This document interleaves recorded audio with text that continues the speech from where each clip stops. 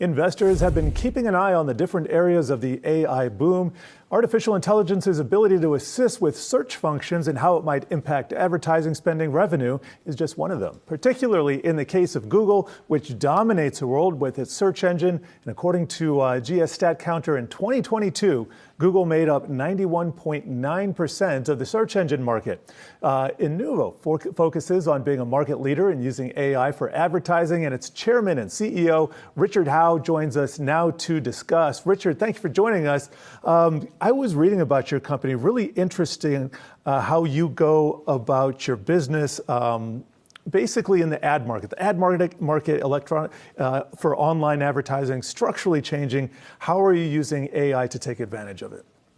Yeah, the big problem in advertising is for 30 years, it's been using identity as the fundamental basis for targeting, for creative, for figuring out which devices are attached to a person. There's just no aspect of advertising that hasn't been based on identity, and that's going away quickly. Most people would know that as the cookie challenge.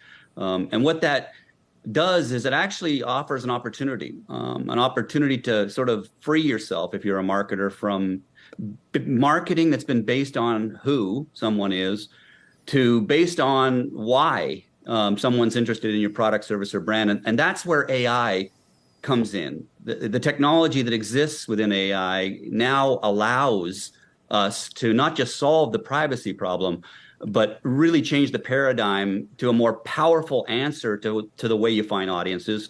Why are people interested in my product, service, or brand? You have a really interesting example online I found on YouTube that has to do with the Carhartt jackets and the coats. And could you just kind of break down step by step how your company goes about using a product such as this and gaining insights through artificial intelligence without having to glean that information from the users themselves? Yeah, you bet. The Carhartt example is a good one. There's a lot of them, but I'll hit that one since you've asked for that one. Fundamentally, this kind of AI is based on a language model. There's a lot of different categories of artificial intelligence. A calculator is AI, but this kind is based on the language, and it's based on the language because we humans, we experience the world through the language. So it's read the entire internet. It's been able to associate all the concepts that exist in our language one to the other, and all the pages that are on the internet one to another. And what that allows this AI to do is to associate things. So Carhartt, take a look at them. If, as a company and as a brand, they really have sort of owned the worker space, like jackets and outdoor wear, specifically for people working hard in the fields. And one of the things that our AI is able to do is associate things that you normally wouldn't think are associated. In this case with Carhartt, it was the movie Interstellar. So because our AI's read everything about Carhartt, and because our AI's read everything about everything, it knows there's a relationship between that movie and Carhartt. Now it knows even more than that. It's not just the movie Interstellar. It knows that Matt McConaughey and Jessica Chastain are actually wearing Carhartt gear in that movie. And as a result, there's an audience there that you could target that you would never have been able to identify simply because the technology doesn't work that way. So if you're able to read the entire internet, you're going to stumble across some things, maybe some connections that you don't want. There's going to be a lot of hidden biases in there. And how do you tune your AI software? And maybe it's not just a concept of tuning, maybe it's more structural. How do you build in safeguards into the AI software to make sure it's coming up with relevant and appropriate terms and linkages? Yeah.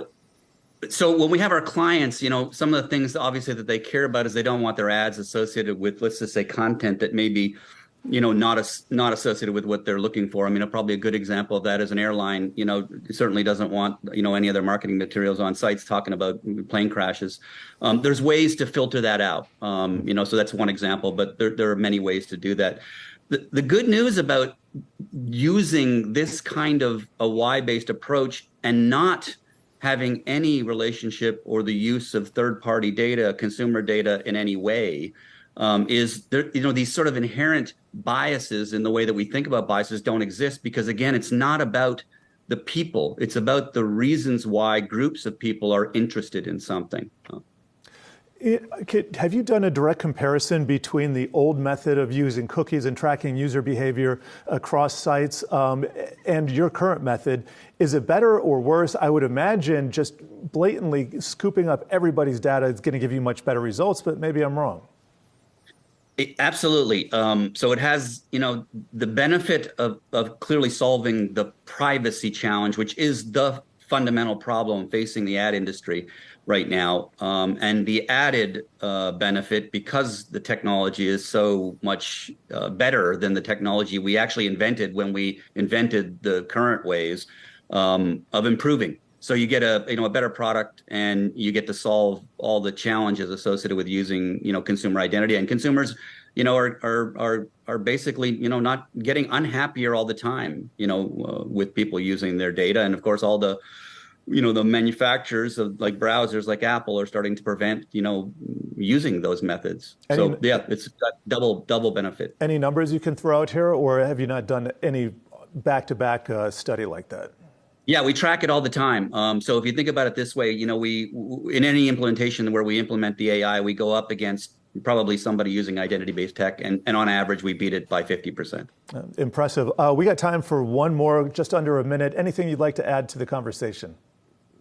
I think it's important for marketers, to understand that a future, devoid of identity is upon us, and the sooner they start thinking about providers and technologies that can help them move away from that, actually, I think the sooner they'll be unshackled from the structured nature of that approach to marketing and open themselves up to new possibilities. It's like any change in any market. You got to make the leap, and then once you do, you're like, oh wow, am I ever glad I made the leap. And change is coming ultra fast now, thanks to the technology. Really appreciate your insights. Thank you, Inuvo Chairman and CEO Richard Howe. My pleasure.